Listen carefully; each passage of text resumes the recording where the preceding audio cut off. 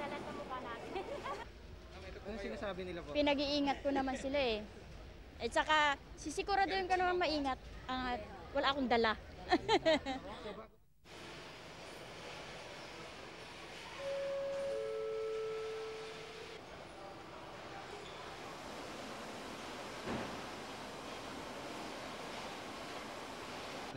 Well, it's more or less a regular pattern, no? Hindi yung sudden drop.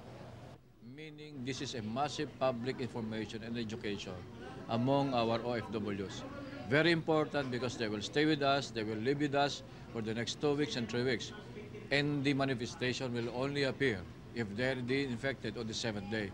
It will not appear when they are boarding the aircraft or getting out of the terminal.